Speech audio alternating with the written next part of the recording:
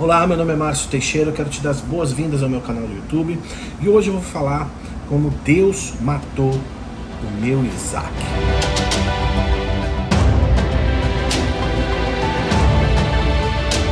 E antes de começar a falar sobre o tema de hoje, eu quero convidar você que ainda não se inscreveu no meu canal a se inscrever, clicar aí no sininho de notificação para que você possa receber a informação de que eu subi um vídeo novo aqui no meu canal do YouTube toda vez que eu colocar um vídeo novo, beleza?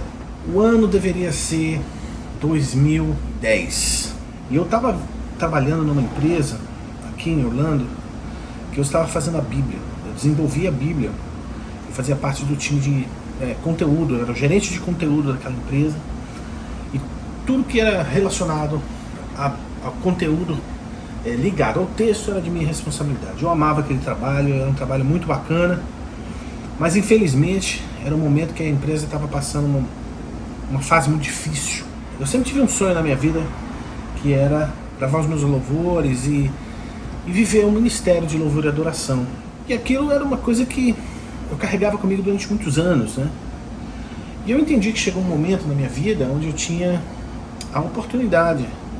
E eu orei a Deus, eu quero gravar minhas músicas, eu quero viver no ministério, eu quero viajar, né? Ministrando, visitar as igrejas e gravar e ministrar louvor e adoração. Era aquela paixão, aquele desejo que eu tinha, né? E Deus falou, ok, eu vou deixar você gravar.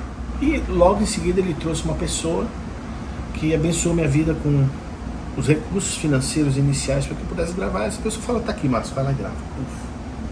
Eu comecei a produzir sozinho, gravei sozinho todas as músicas. Foi uma produção muito legal, foi meu primeiro álbum, muito difícil, tá? Não contratei um produtor, eu mesmo produzi e foi muito interessante. E no início dessa produção, Deus falou assim pra mim, Márcio, muito bem, mas agora eu quero que você estude sobre fama.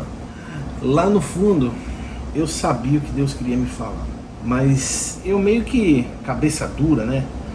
Eu falei, Senhor, mas sim, lógico, Ele quer me ensinar sobre fama, porque afinal de contas, Ele deve estar me levando para um contexto onde vou ser conhecido, né? E vou viajar e tal, e eu preciso, afinal, tratar no meu coração e ser humilde. Ai, pobre criança. E Deus usa na minha vida a minha esposa de uma maneira muito cirúrgica, né? E quando eu quis gravar, estava nesse processo, não, quero gravar meu álbum, não sei o quê, minha esposa me fez uma pergunta extremamente direta, profunda, olhando firme nos meus olhos. Ela virou e falou assim, pra quê? Rapaz, quando ela fez aquela pergunta, eu falei, pra quê? Pra louvar o Senhor? Ou seria pra louvar a mim mesmo? Na minha mente, né? Eu ficava perguntando aquilo. E logo em seguida Deus falou, estude sobre fama, né? E eu tava com aquele negócio na minha cabeça, caramba. Eu falei, bom, a empresa não anda muito bem, então Deus deve estar me levando para um caminho novo, deve ser um caminho ministerial, então Deus está me ensinando e tal. E eu comecei a estudar sobre louvor e adoração, e comecei a estudar tudo que diz respeito à fama, esse tema na Bíblia, fama. E chegou um momento que eu falei, Senhor, acho que eu já estudei tudo, né? E Ele falou, não, você não estudou tudo. Aí eu terminei de gravar e fiz uma primeira viagem para o Brasil. Eu fui em 3 igrejas muito especiais para mim. E Deus falou nessa viagem comigo, Ele virou e falou assim, Márcio, nessa viagem eu vou te levar numa igreja e nessa igreja eu vou sacrificar o seu Isaac. E eu fiquei assim pensando, como assim, né? Senta aqui, vamos conversar, vai embora não. E Ele falou claramente qual igreja que era, e Ele falou claramente o que Ele ia sacrificar no meu coração. E Ele falou, eu vou sacrificar o seu sonho. Eu sabia que Ele estava querendo dizer para mim que Ele ia sacrificar o meu sonho de ser um ministro de louvor em tempo integral. E eu lembro que nessa igreja que eu fui, na hora da ministração, estava lá, aquele mover do Espírito, foi uma coisa fantástica. Em determinado momento Deus me deu uma palavra para que eu entregasse para a igreja. É uma igreja muito importante, muito especial na minha vida, sobre pontos diferentes, né? Foi nessa mesma igreja que eu fui expulso do louvor quando eu tinha 15 anos, porque eu dançava quando eu tocava, e os caras chegaram e falaram assim: você não serve para os nossos princípios, pode ir embora. E me mandaram embora da igreja, eu fui pro mundão, depois eu voltei e tal. E Deus me mandou de volta naquela igreja, para ministrar louvor naquela igreja. E quando eu estava lá ministrando, houve um momento que o mover da presença de Deus foi tão poderoso, né? E Deus me trouxe uma palavra, e houve um apelo na igreja, a igreja inteira veio para frente, e o pastor tomou a frente, tomou o microfone das minhas mãos. Eu me assentei no fundo da igreja, no fundo, sentadinho ali, e eu comecei a ver o pastor orar por aquelas pessoas. Naquela hora Deus falou: o seu Isaac está morto, eu estou matando o seu Isaac agora. E eu não entendi exatamente o que Deus estava falando. E quando eu voltei para os Estados Unidos, né, eu tive um encontro com a minha esposa e foi aí que a gente entendeu o que Deus estava querendo dizer. Deus matou o Isaac no meu coração de ser um ministro de louvor em tempo integral, ou um cantor gospel. Deus matou isso no meu coração, tirou completamente. E foi difícil, viu? Muito difícil. Porque era um sonho. Afinal de contas, qual era o problema? E eu lembro que nessa minha viagem para o Brasil, eu fui visitar algumas rádios, visitar alguns contextos, né, de business da tal indústria gospel, né? E eu levei o meu álbum. Esse aqui foi o primeiro álbum que eu gravei, o Abba Pai. Gravei em português e gravei em inglês. Eu levei o meu álbum numa rádio, e quando eu cheguei lá naquela rádio, eu fui recebido pelo diretor artístico da rádio. Ele virou e falou assim: para você, olha só, vou ser direto ao ponto. Nessa rádio aqui, a gente leva um negócio muito a sério. E eu falei: ok, até aí, nada demais. E ele falou assim: para que você possa ter sua música tocando aqui, você vai escolher a música que você quiser, tá?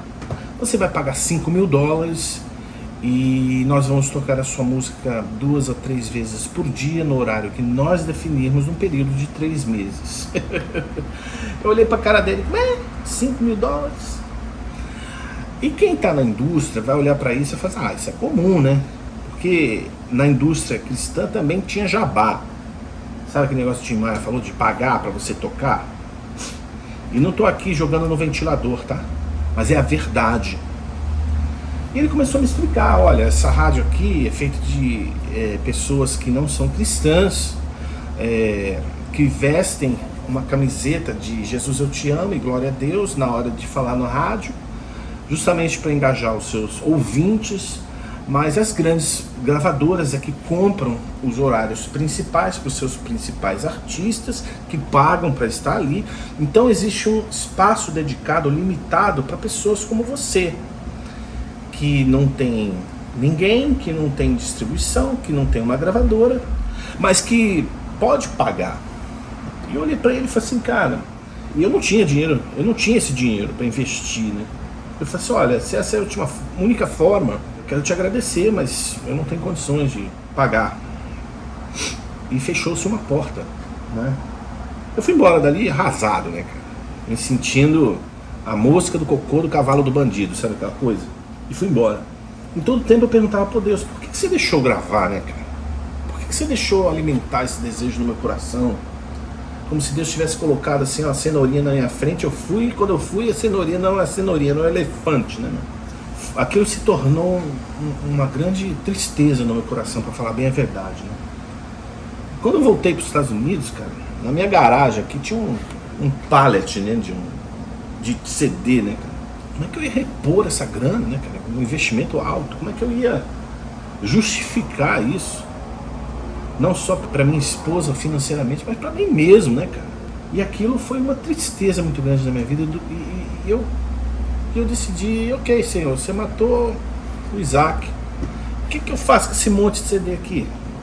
E eu costumo brincar comigo mesmo, né? Tirar sarro. Eu falava que eu tinha a garagem mais ungida da cidade, porque o que tinha de CD na minha garagem é uma coisa impressionante. Eu comecei a querer jogar meus CDs fora, né, cara? E toda vez que eu pegava a caixa para jogar fora, Deus vinha e falava: sério? Fui eu que te dei. Filho, você lembra que eu falei para você estudar sobre fama? Eu falei: lembro, Senhor. E ele falou: olha, você estudou, mas você não estudou o principal deles. Eu, puxa, quem era, né? Eu estudei Jesus, estudei Josué, estudei Davi, estudei Abraão, Moisés, estudei todo mundo, cara. Aí ele falou: você faltou estudar Bezalel. Eu fui procurar a história de Bezalel e eu lembrava que Bezalel estava lá no livro do Êxodo. E foi o cara que construiu o tabernáculo. E se você pega a sua Bíblia, em Êxodo capítulo 31, você vai ver que é ali que Deus chama Bezalel. Vê, eu chamei por nome a Bezalel, filho de Uri, filho de Ur, da tribo de Judá. E o enchi do Espírito de Deus, de habilidade, de inteligência e de conhecimento em todo o artifício, para inventar obras artísticas e trabalhar em ouro, em prata, em bronze e em lavamentos de pedras para engastar e em talhadura de madeira, a fim de trabalhar em todo tipo de lavouras, para fazer tudo que diz respeito ao tabernáculo. E eu olhava para a passagem olhava para mim e eu falava: Senhor, não leva mal não, mas não captei, né? O que você quer dizer com isso? E aí ele me falou: Márcio, estuda sobre a vida de Bezalel. E eu confesso que naquele momento eu não entendia, né, cara? E eu falei: puxa, mas o que quer dizer, né, Deus? Ele aparece, desaparece, 3 vezes o cara trabalhando no tabernáculo. Aí o Senhor começou a falar: Márcio, essa é a primeira vez na história da humanidade onde louvor e adoração se encontram e não existe música. Quando ele falou isso, cara, eu pirei, né? Como assim, né? E como eu já tinha estudado o tabernáculo muitos anos e muito profundamente, aliás, tem um estudo sobre o tabernáculo aqui no meu canal de YouTube, que eu convido você a conhecer. O estudo do tabernáculo, cara, não existe uma frase sequer onde Deus fala sobre música. Zero, não existe nada. E quando ele falou isso, foi um mistério muito grande para mim. Mas por que a primeira vez que louvor e adoração se juntam? Primeiro, o louvor estava na descendência de Bezalel. Bezalel era da tribo de Judá. E a adoração estava no fato de que, com o talento artístico inspirado pelo Espírito de Deus nele, colocado sobre ele, ele construiria o santuário, aonde habitaria a glória de Deus. E mais precisamente, ele construiu a Arca da Aliança, que era o objeto mais sagrado, mais central dentro da liturgia judaica, dentro do povo de Deus. Por quê? Porque a Arca da Aliança representava a própria glória de Deus. E foi aí que Deus começou a falar no meu coração o porquê que ele tinha matado aquele Isaac em mim. Porque no fundo o meu Isaac era música. No fundo o meu Isaac era estar na frente das pessoas ministrando. No fundo o meu Isaac, cara, era receber o louvor, né, cara? Pecado, bicho. Vaidade. Deus sabia, ele queria me preservar, me guardar. E aí ele falou: Márcio, você ainda não aprendeu sobre Bezalel. E quando eu fui estudar o que o nome de Bezalel significa, foi aí que caiu a ficha. O nome de Bezalel significa aquele que vive à sombra de Deus. E Deus falou no meu coração a seguinte coisa: Márcio, olha só, o que traz a minha glória na terra não é o artista, mas é a sua arte. E nota, Bezalel desapareceu, Bezalel sumiu do mapa, mas a Arca da Aliança, cara, permaneceu na história de Israel por quantos anos? E era o manuseio daquela obra de arte que Bezalel construiu no silêncio, cara. Imagina ele construindo aqui dentro, quietinho, só ele e Deus. Ou seja, ele é a sombra de Deus. Porque a sombra, cara, é o seguinte, aqui era tudo coberto, não tinha luz, cara. A única coisa que aparecia aqui era a glória de Deus. E lá estava Bezalel construindo a arca. E quando Bezalel foi embora, quando ele morreu, era o legado dele que tinha deixado para trás, que trazia a glória de Deus. E aí Deus me lembrou de uma cena da minha infância. Deus me lembrou do meu pai ouvindo, na época da Páscoa, a Paixão segundo São Mateus de Bach, Johann Sebastian Bach. E eu lembro do meu pai chorar, né? Eu lembro do meu pai chorar deitado na sala, ouvindo aquilo. E Deus falou comigo ali, né? Ele falou: Márcio, Bach foi um Bezalel. Por quê? Porque Bach morreu e deixou a obra dele num baú, né? Ele morreu quase no anonimato, né? Ele morreu na obscuridade. Mas ele compunha as maiores obras contratados pela igreja, domingo após domingo, cara. Ele escrevia obras magníficas, que depois da morte dele foram encontradas por Mendelssohn, que começou a desvendar aquele tesouro. E até hoje, 250 e tralalá de anos depois que ele morre, cara, aquela música Jesus, a Alegria dos Homens, né, ainda é cantado em quantos casamentos mundo afora.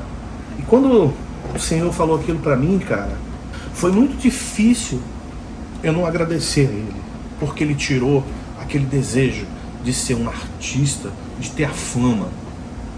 Deus tirou esse desejo do meu coração. E sabe do que? Eu tenho meu canal, cara, há 11 anos. E esses 11 anos eu fiquei na obscuridade do Senhor aqui dentro, estudando, me aprofundando, passando as minhas intempéries de relacionamento com Deus para crescer, para amadurecer, para aprofundar, para que quando eu viesse a falar para você que hoje está assistindo o meu canal, fosse verdade, cara. Toda vez que a gente ousa entrar na presença de Deus para ministrar e a gente perde o foco de que aquele lugar é o lugar mais perigoso da terra, que a gente perde o foco de que o primeiro grande artista que o próprio Deus criou foi expulso daquele mesmo lugar, Lúcifer, e a gente começa a amar aquele lugar, cara, é muito perigoso. A gente tem que temer aquele lugar. E sabe, durante muito tempo eu me entristeci, mas eu aprendi a me alegrar no Senhor. Deus transformou isso no meu coração. E eu guardo aqui na garagem uma caixa daqueles CDs, tá amarela, velha. E sempre que eu posso, eu dou de presente para alguém que vem aqui em casa. Muito embora CD já foi. Mas eu guardo para eu me lembrar. Então toda vez que eu entro na minha garagem e saio, eu lembro que eu sou um Bezalel. Então eu vivo à sombra do Senhor. Sabe, ninguém... Hoje, obviamente, com o YouTube, as pessoas vão conhecendo o meu trabalho, mas ninguém me conhece, cara. Ninguém sabe o que eu sou. Mas eu tenho um passado, eu tenho uma história com Deus, eu tenho um legado que eu tenho construído aos pés do Senhor, no silêncio, no oculto. Eu achei descanso para as minhas ansiedades. Eu achei descanso da minha angústia, do sonho não realizado. Que Deus abençoe a sua vida. E se esse vídeo falou ao seu coração, deixa aí o seu joia, anota, coloca aí a sua mensagem aí, que eu gosto muito de ler suas mensagens e eu vou respondendo sempre que eu consigo responder. Não consigo na mesma velocidade que elas chegam, mas compartilha nos grupos de WhatsApp, gente. Ajuda para que esse canal ele cresça, não para a glória do meu nome, mas para a glória do meu Deus, porque o meu compromisso é com o Senhor.